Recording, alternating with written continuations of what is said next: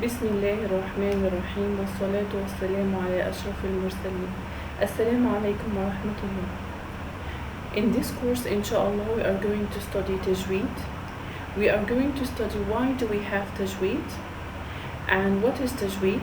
We are going also to know who is Imam al-Jazari, and we are going to study the rules of Tajweed, the rules of al-Nun al-Sakina, al-Mim al-Sakina, the rules of al-Mad, and all the rules related to al-Tajweed, inshallah.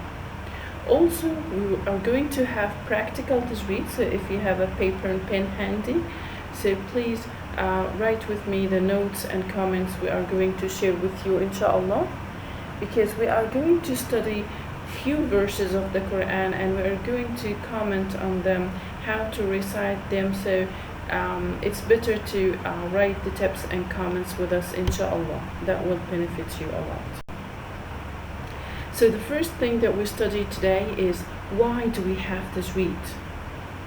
Arabs know the Arabic language at the time of Prophet Muhammad, peace be upon him, very well. So they were able to recite the Quran when it was first revealed on Prophet Muhammad, peace be upon him, in the very correct way. However, when non-Arabs embraced Islam, there was a need to learn the rules of some Arabic alphabet that is not there in other languages. Let me give you an example here. The word Ar-Rahman. In some other languages, they don't have the ha sound. So they replace it with the ha. So they say Ar-Rahman, and that's a major mistake. Some other people say Ar-Rahman, and that's also incorrect. And if the Quran was left like this, people will change the meaning of it. People will change the letter, and that consequently will change the meaning. That's why Sayyidina Ali ibn Abi Talib has asked Abi al-Aswad al-Du'ali, peace be upon them, to put some signs in the Quran like Fatha, Dhamma, Kasra. And Al-Khalil ibn Ahmad al-Farahidi has put the characteristics of the letters. So we can never change the letters of the Quran because that will change the meaning. Let me give you another example to know how fatal and crucial changing the letter will affect the meaning of the Quran. So for example, I have in the Quran, Asallahu. So if I changed the letter Sin in the word Asa to make it heavy, so that will change the meaning. So that will end up with the word Asa.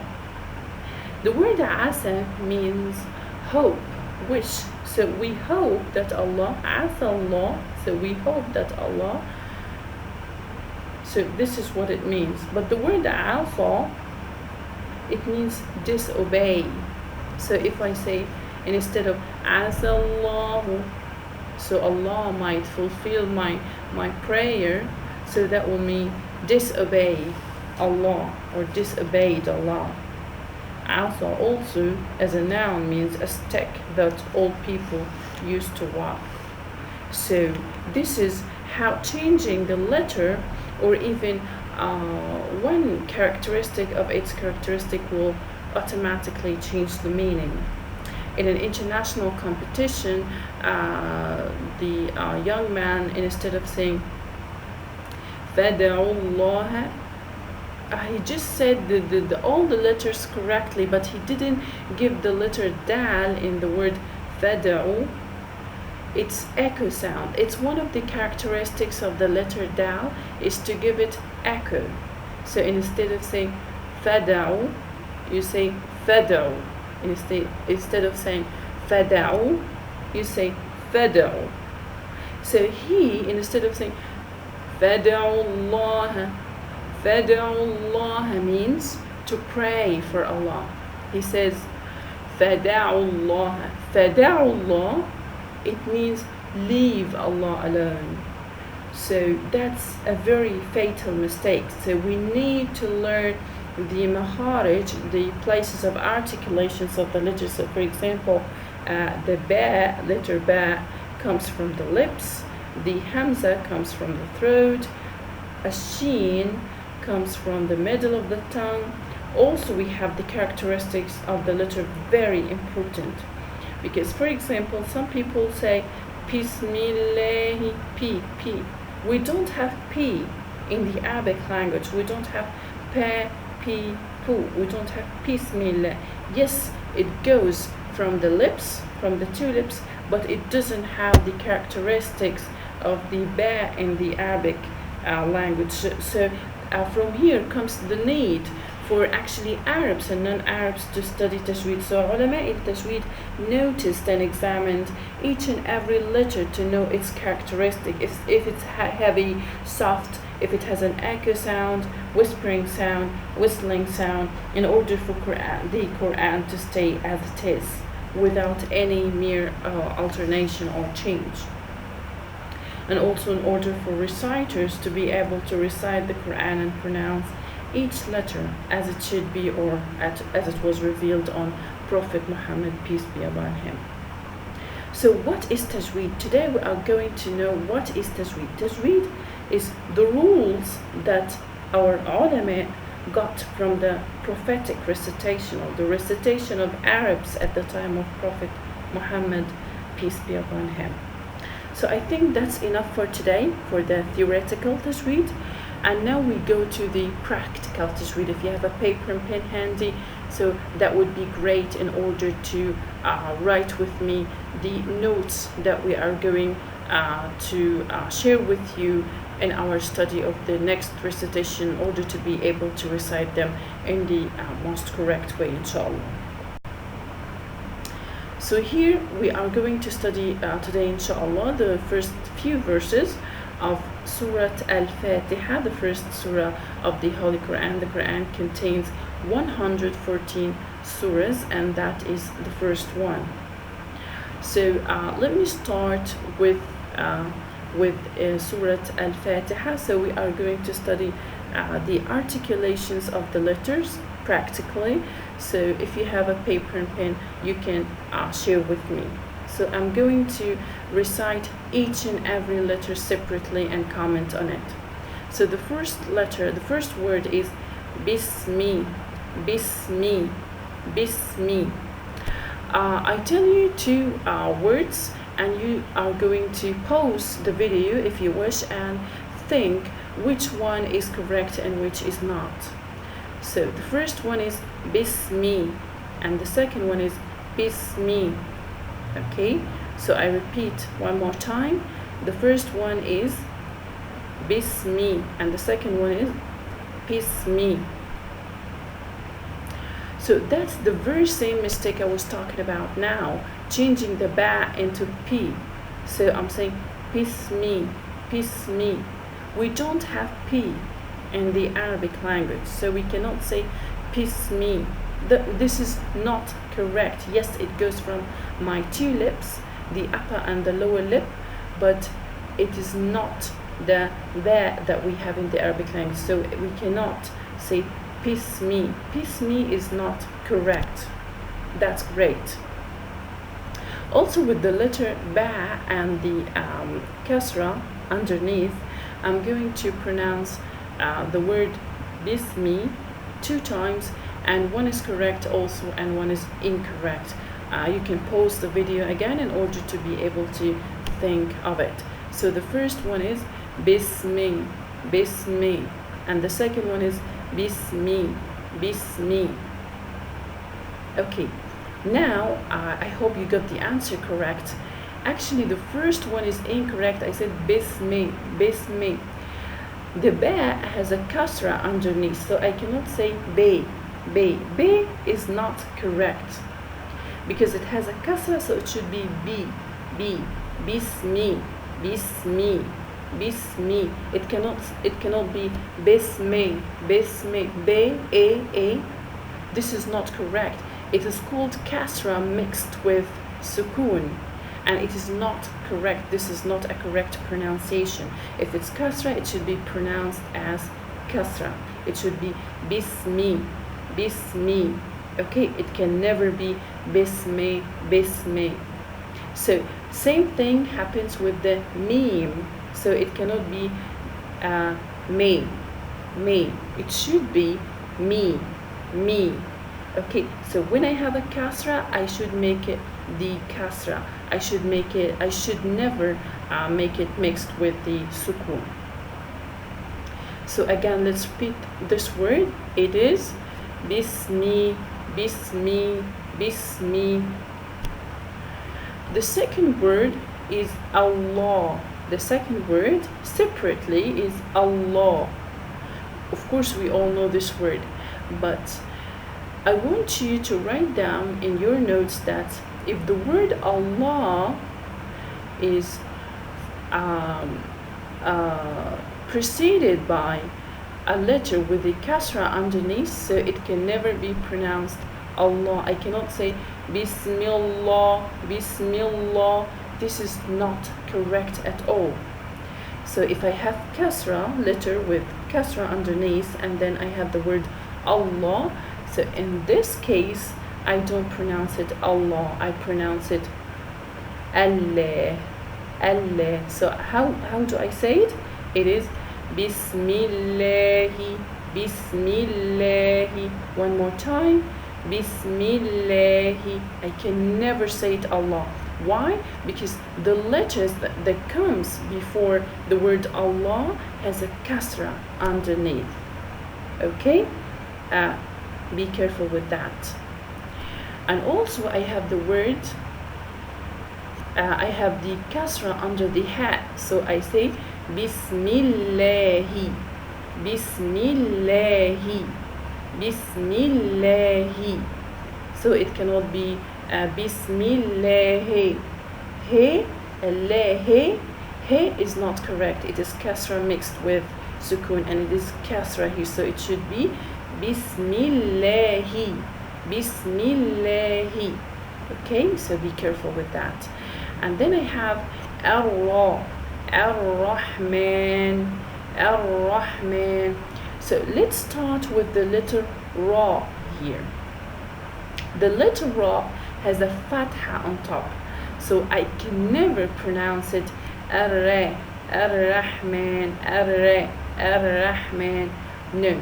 If I have Ra with a fatha on top, so I should pronounce it Ar-Ra, Ar-Ra, Ar-Ra, like this. You can try to practice this Ra many times, and be careful we pronounce this when we do have a fatha on top of the Ra. There are so many rules of the heavy and soft Ra, but now we are going to study the heavy Ra that has a fatha on top. How we pronounce it? Ra. How we pronounce one more time? Ra. How can I pronounce this word? Ar-Ra, Ar-Rahman. Okay, so it's Ar-Ra, Ra. Okay, and then I have Ar-Rah. I have the sukun on top of the ha, so it is not fatha or dhamma or kasra, it is sukun. So how I say it? Ar-Rah. The what we said about the letter Ain is the very same thing that we are going to say now about letter Ha. Okay, the Ha is not in many other languages, so we need to practice more. So please, teachers everywhere in the world, be patient with your students pronouncing and uttering this letter, and it comes. I assure you it will come at the end. It just needs some patience from our part, also from the part of students. We are going to feel so happy when you pronounce it at the end. Just be patient. This is my advice to all of us. So Ar-Rahman. One more time. Ar-Rahman, Ar-Rahman. Okay, and then I have a kasra underneath the letter Noon in the word Ar-Rahman, so I say Ar-Rahmani, Ar-Rahmani, Ar-Rahmani. Very important thing that I'm going to tell you now. Just focus on this part. We said before that it cannot be Ar-Rahmani, Ar-Rahmani. It should be a kasra. It should be Ar-Rahmani. But one very important thing I'm going to tell you now, that we shouldn't elongate the kasra. This is a very common mistake that many people of other nationalities do, that they elongate the fatha, elongate the kasra, elongate the dhamma. Actually, elongating the fatha produces an alif. Elongating the fatha produces an alif. And elongating the kasra produces a ya. And elongating the dhamma produces a wow. So if I say Ar-Rahmani Ar-Rahim, so the listener will feel that there is a ya after the noon in the word Ar-Rahman, and there's no, it is only a kasra. So consequently, the kasra is half the ya. So if I elongate the kasra underneath the word Ar-Rahman, that will automatically produce a ya, and we don't want this. This is a mistake. So kasra should be just a kasra. How we should pronounce it? Ar-Rahmani, Ar-Rahmani, Ar-Rahmani. How can I pronounce the two words together? Ar-Rahmani Ar-Rahim, Ar-Rahmani Ar-Rahim.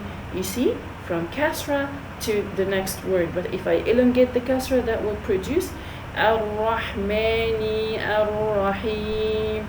That will produce a ya after the noon. Be careful with that. That's a common mistake, elongating the fatha, kasra or dhamma.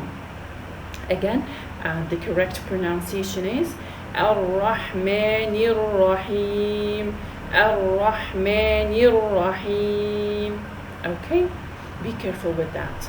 And then the word Ar-Rahim, the very same point here, the ra has a fatha on top, so I shouldn't say Ar-Rahim, Ar-Rahim. This is incorrect. The correct pronunciation is Ar-Rahim, Ar-Ra, Ar-Ra. Like I said, Ar-Rahman, I should say Ar-Rahim. Okay? And here is a good example of what I just said. Here we do have, after the kasra, we do have a ya. So here I say Ar-Rahim. So I elongate it. I shouldn't say, of course, I shouldn't shorten the kasra. I shouldn't make it, if I make it only a kasra and I disregarded the ya, that would be Ar-Rahim, Ar-Rahim, Ar-Rahim, Ar-Rahim. And this is incorrect because we do have a ya. So the ya is too long, so we elongate it by 2 times, and the kasra on top of the ha, underneath of the ha letter, that is only 1 long. So how we pronounce it? Ar-Rahi, Ar-Rahi. So that's 1 long is the kasra underneath the ha, Ar-Rahi. So then we come to the letter ya, so we elongate it by 2 long. So I say Ar-Rahim, Ar-Rahim, Ar-Rahim. So you feel that? So be careful with that. Elongating the kasra, fatha, dhamma is not correct. Then we do have the word, the next verse, because Bismillahir Rahmanir Rahim is part of Surah Al-Fatiha. So we go to the next verse, In Shaa Allah. Alhamdu, Alhamdu. Okay, so this circle on top of the lam in the word Alhamdu, this one is called sukoon. So I don't say la, li or lu. It is just l, l. How we pronounce it? Alhamdu. So the ha has a fatha on top. It's ha. It's only ha. It is not ha. This is not correct. If I say ha. So that means there is an alif after the ha with the fatha on top. It is only ha. And this is just an advice to all the parents, teachers at school, actually in our Arabic countries, that if we teach our students the letter with the fatha, we say ba, te, fe. This is not correct, because next when we teach them al-mad, and then we say ba with the alif, it's ba. Actually kids get confused. So if we are asking them, for example, to write the word sajid, so they write it sajada. So instead of saying sa, sin, and then alif, they only write sin with fatha on top, because we have already taught them that sin with the fatha is called se. This is incorrect, guys. We should only say se, he, be. We shouldn't elongate it in order not to be with mad. Okay, so here al-ha, I shouldn't say. If I said alhamdu, so that means there is an alif mad after the ha, and there is no, so it should only be ha. Alhamdu. Okay, so if I have this word lillah, and it's starting with the kasra, so I say lillah, alhamdu lillah. What's this? It is shadda. It is called shadda. With the shadda, I pronounce the letter with too long, so we pronounce the letter 2 times. The first lam here, we have 2 lam. This is a lam with the kasra underneath, and that lam has a shadda on top and a fatha on top. That means that this second lam consists of 2 lams.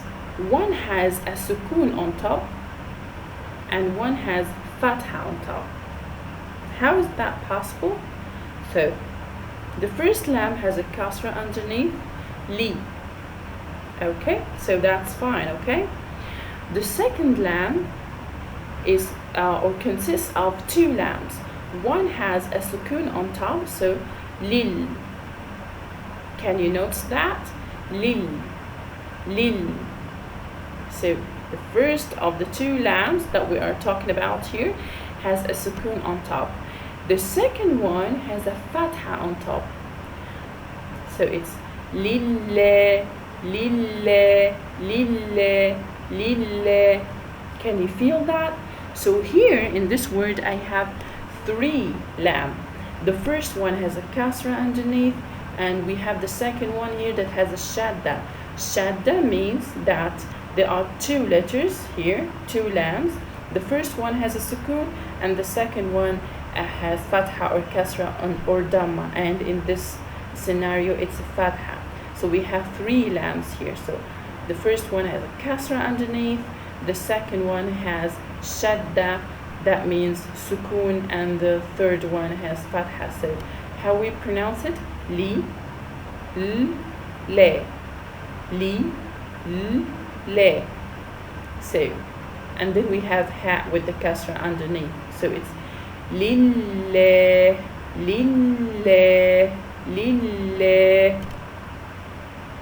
You can repeat it many times, and in order to be able to pronounce it correctly, it's lillah, lillahi,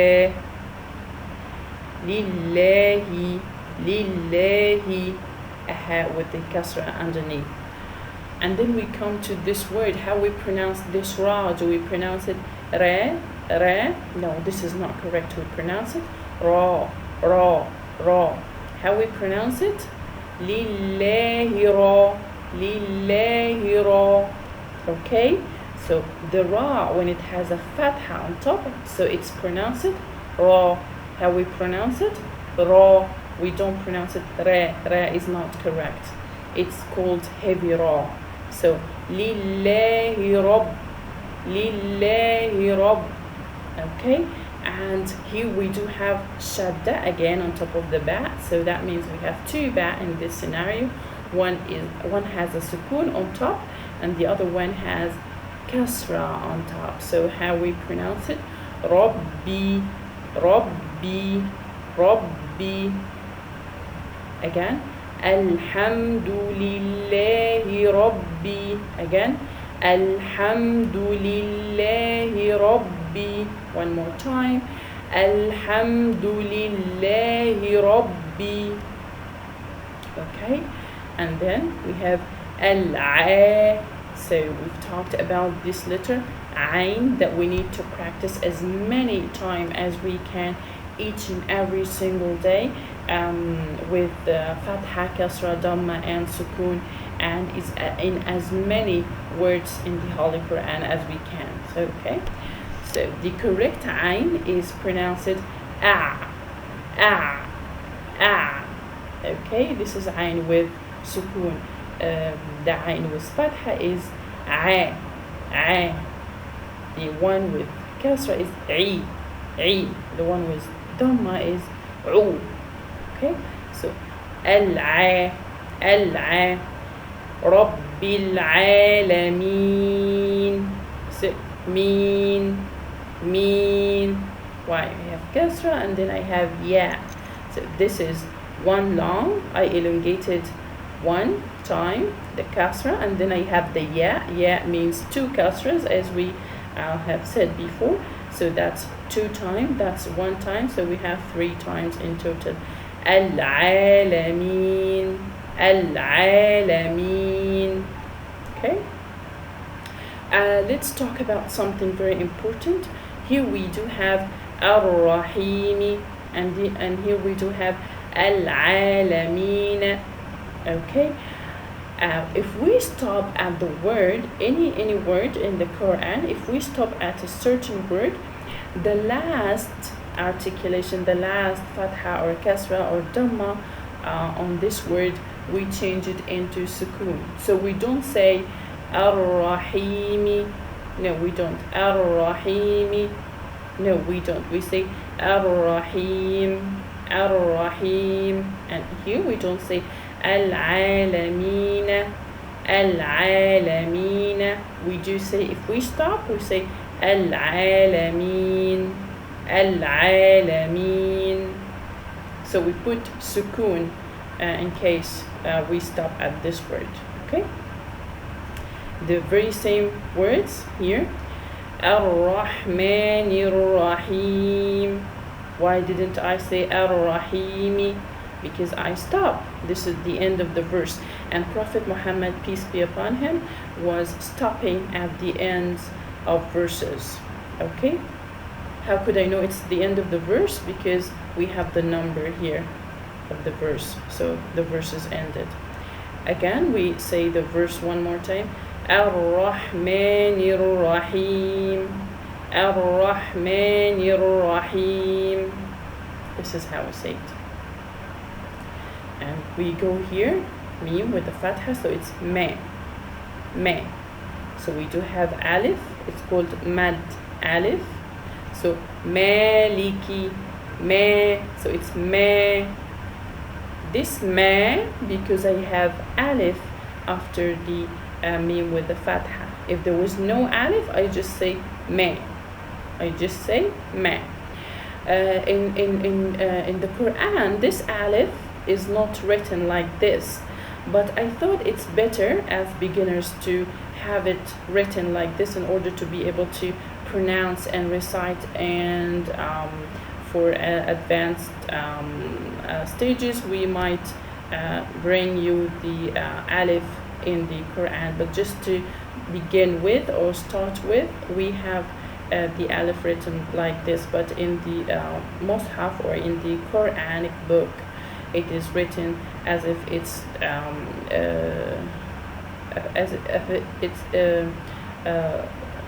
Alif, for example, a small Alif. So we do have mim with the fatha on top, then a small alif, then the lam of the word maliki. But this is something just to start with. Okay, so maliki. If there was no alif, I would just say maliki, maliki. With the alif, we say maliki, maliki. Okay, and then we have the ya with the fatha, ya, ya. And then we just have the wow with the sukun, yaw, yaw, yaw. Okay, we do have the meme with the kasra underneath, so yawmi, yawmi, maliki yawmi, maliki yawmi. And then we have the shadda one more time. Okay, so the shadda means it is 2 letters, so 2-letter dal. The first one has a sukun on top, and the second one has a kasra underneath. So how we pronounce it? Addi, addi, addi, addi.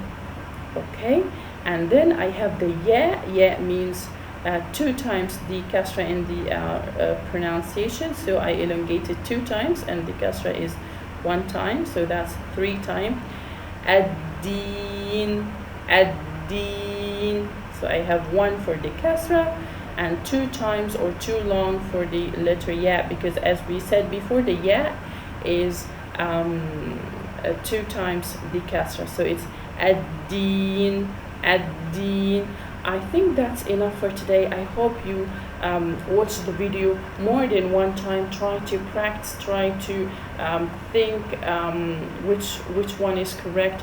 Try to repeat as many times as you can and take notes and study them very well. In the next video, inshallah, we are going to know who is Imam al-Jazari, some very beloved stories about him and his father, and we are going to continue with Surah Al-Fatiha, inshallah. I hope you like the video, and I hope you understand something from this video.